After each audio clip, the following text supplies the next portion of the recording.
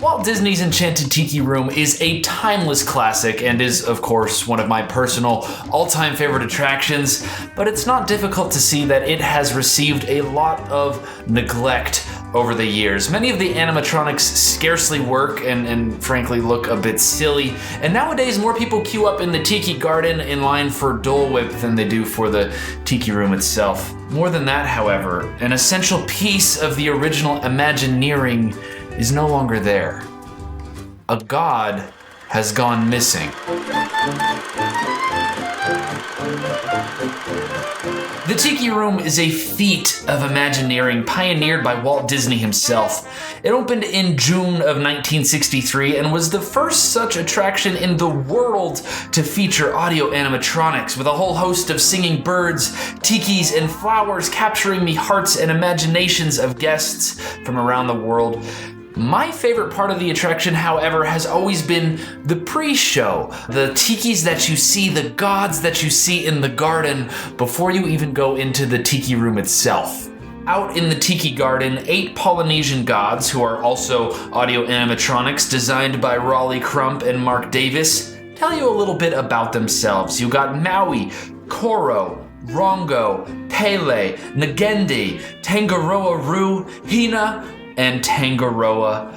But when the attraction first opened in 1963, and for nearly the next 40 years, there was a 9th god, Uti, the goddess of fishing. She stood tall in a long fishing canoe above the entrance to the gate into the garden, with a skewered fish in her right hand and a torch in her left hand that spat out real fire, much like some of the torches do in the entryway to Adventureland nowadays. But Uti held that torch high.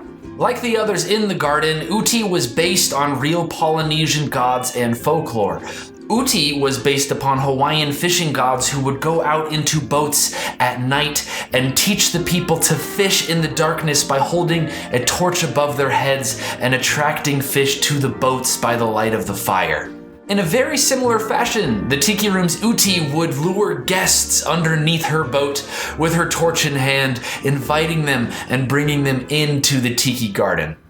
The first stage of Uti's downfall, however, came during a period of neglect by Disney CEOs to the Disney parks. Sounds a little familiar, but we won't get into that too much today. But in the mid-90s, the gas line running to Uti's torch was mysteriously turned off, and she never had real fire again. A stretch of time went by where Uti held her torch unlit. A little less inviting, but she was still there all the same. The Tiki Room continued to deteriorate over the next years until the fateful morning of January 8th in the year 2000. Turn of a brand new century, but the Tiki Room was quite literally rotting.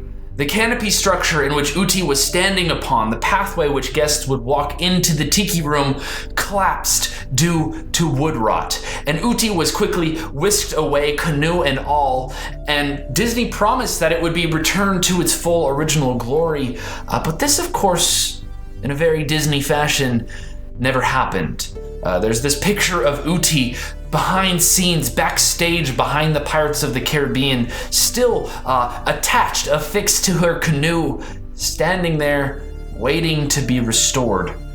So the legend goes, Uti sat there in her canoe for some time until a cast member came by, pried her from the boat, and took her home.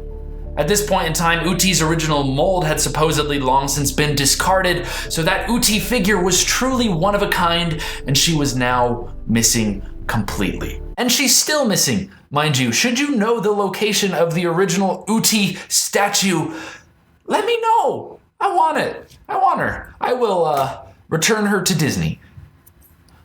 I probably wouldn't. I'd probably have her right here. Because I would treat her better than Disney would, in my opinion. Anyways, that is not the end of Uti's story. Thankfully, I mean, it's kind of tragic, and it hurts me to see something so special get neglected in such a major way.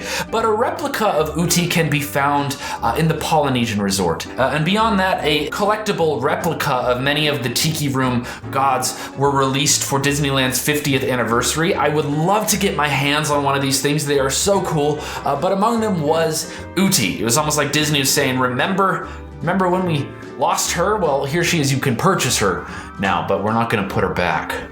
In most recent history, Raleigh Crump's original concept art for Ooty has been hidden amongst the designs on the tables in Adventureland's newest restaurant, the Tropical Hideaway.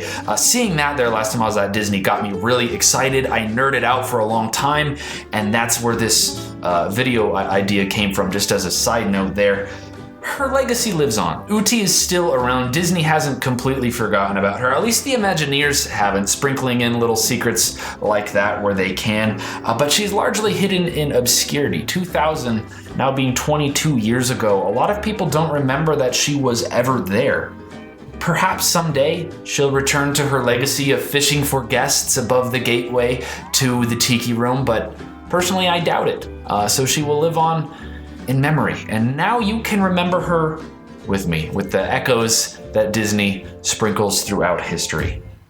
Thank you so much for watching. I know it's been a really long time. I kind of just disappear sometimes. I don't mean to, but I'm back with this. I hope you enjoyed the video. I hope you learned a little bit more about this missing god in the Tiki Room. Leave your thoughts below. Do you remember Ooty? Have you ever seen her before, or was she gone before you were even born? Because I have a feeling that's quite likely for some of y'all. But again, thank you so much for watching. I will see you soon. I hope I'm not gonna disappear for another 8 months. I shouldn't promise that, but I really don't anticipate doing that again. So leave a like, share the video. I love you so much. Thanks for your patience, and I'll see you next time.